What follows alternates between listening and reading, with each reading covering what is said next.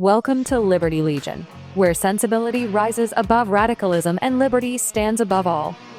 Join us as we bring common sense back into the conversation for freedom and for the future.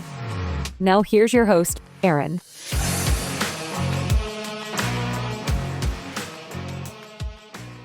Welcome back to the Liberty Legion podcast. I am your host, Erin Brantley. Thank you so much for being here. And if you haven't already, please do make sure to subscribe, comment, and share this podcast. Truly appreciate all of you. So today's podcast is going to be a little bit more personal. I sort of realized I've been reflecting on a lot and hit some just hurdles, psychological hurdles and motivational and inspirational hurdles this week in regards to my platform and this podcast and what my true aim for it is. And I don't know that I've articulated that sufficiently. So we're going to dive into that today. And I truly hope that this resonates with some of you, even if I reach just a few. Those few people can share it with other individuals who may benefit from this message or feel the same way that I do. I know I'm not alone. And because I'm not alone, I realized I couldn't just sit back and watch what's happening happen. And what's happening is we are seeing unconstitutional laws in these states. We are seeing massive government overreach, in my opinion, a culture that has veered so far away from common sense and liberty first that it's time we ignite a movement to bring it back. And that's the entire intent with this podcast and my platform at this point, is to build not just an audience, but a movement and a community of people and Americans who feel the same frustrations and have the same concerns I do, who are liberty first and simply want common sense back in our political environment here in the United States. And listen, it's easy to feel as if one voice can't make a difference. If I believed that, I wouldn't be here. I truly believe it can. And one voice leads to another person resonating with what I'm saying and then finding the courage to use their voice or finding the motivation and the inspiration to go attend a local GOP meeting or run for local office. This is how a movement starts. And I believe so firmly in this that despite how the progress is going, which isn't to my expectations, and I'm not a patient person, so that's part of it, I believe so deeply in this that I don't care. I truly think that this can make an impact. And I just know deep in my bones that this is necessary for where we are in this country right now, politically. Okay? Some of the things I'm seeing specifically in my state, in Colorado, are so concerning that I can't be quiet. All right? I can't. Because my daughters, I'm hopeful, can grow up in this state, in a thriving, free, sane state that I grew up in. And we're just not there right now.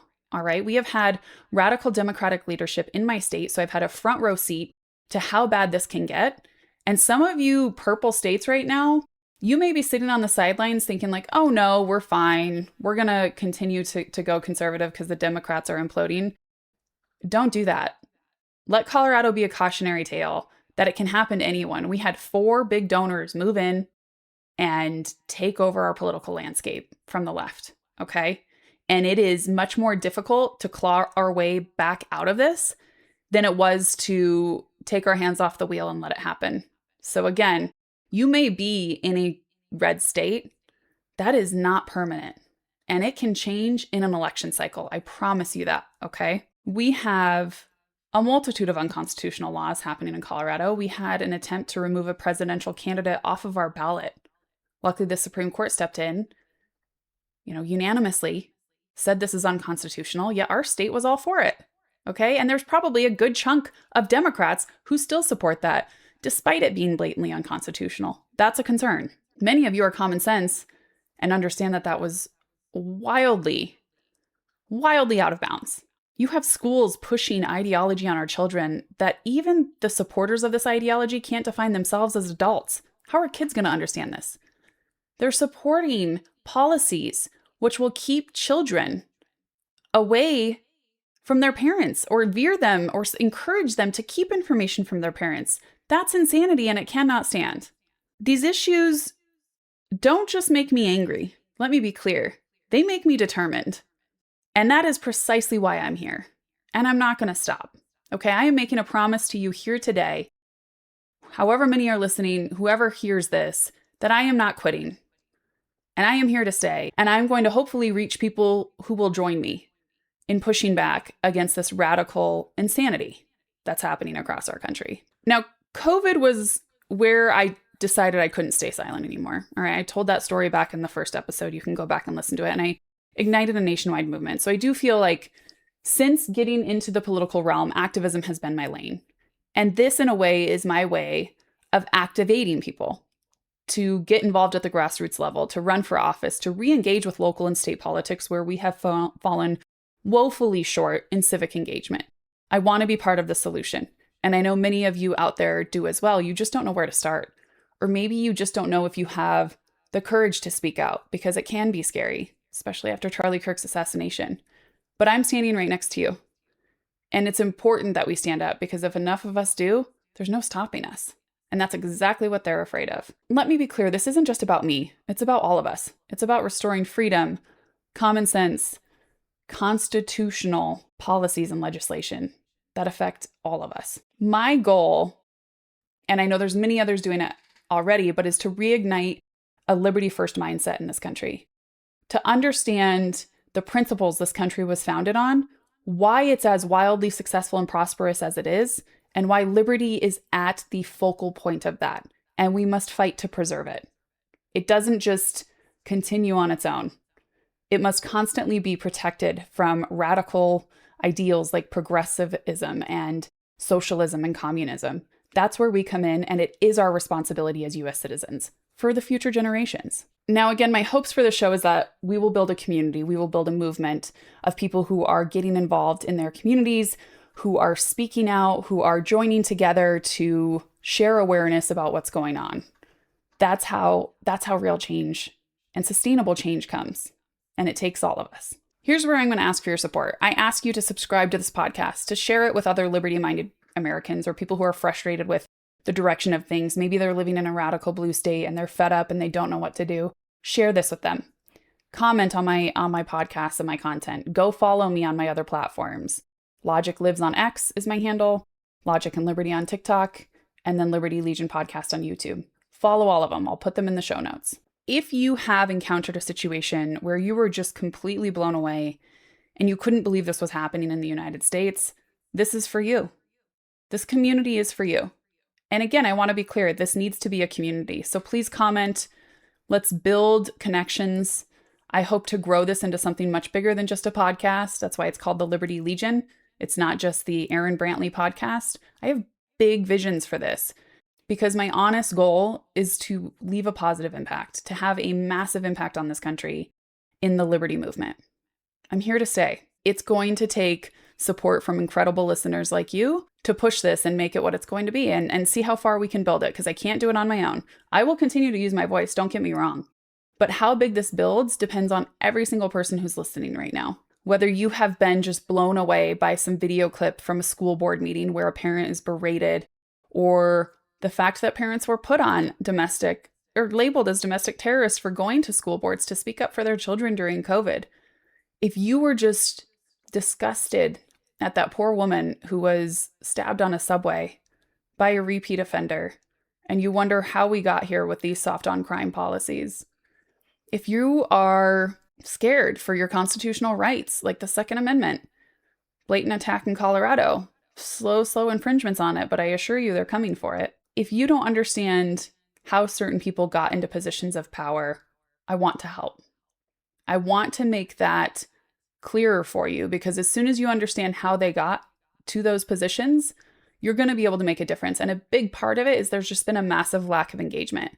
Again, I said this in an earlier episode, but 1 in 6 parents voted in a school board elections in 2023.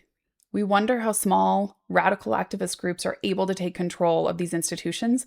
That's how. We're not involved. We're not paying attention. We're not plugged in.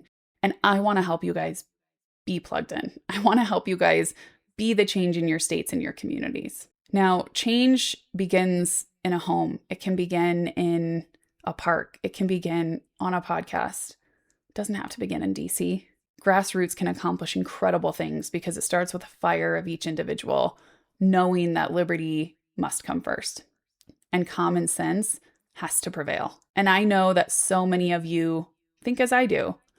And so going forward, I want my episodes to inform you. I want them to bring value so you feel more educated when you speak on certain topics. I want to have interviews with change makers who are out there bringing about positive, massive change in their communities, whether they're politicians or activists or community organizers. If they're fighting for liberty and they're in the fight, I want to try to highlight them so you can find them and grow their voice as well. I want to motivate you and inspire you to speak up, to feel confident to share this message and what you believe in with those around you. Because again, that's how a movement grows so large that they can no longer silence it. They can't bully you into being silent. And I appreciate you sitting through this personal episode. I had to share it with you guys because I'd be lying if I said I don't struggle with finding the motivation every day. I don't struggle with wanting to push through the slow times and needing to remind myself why it's all worth it and why I started. So I guess maybe this is kind of a call for accountability. You guys know why I'm here, and I'm sharing this from just the depth of my heart and how much I love this country and how much I believe in this country and its foundation and liberty. And I just want to fight for it. I just want to preserve it for future generations. And I know so many of you feel that way too. So I'm just trying to reach you and as many like you as possible. So yeah, this is accountability.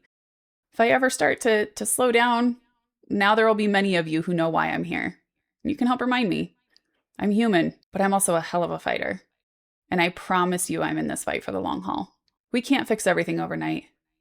We can make the first step towards change. And each of you can take one tiny step, whether that's looking into a subject further or attending a GOP or libertarian meeting in your community or reaching out to a grassroots organization to volunteer to help a candidate next year, help get signatures on ballot initiative petitions.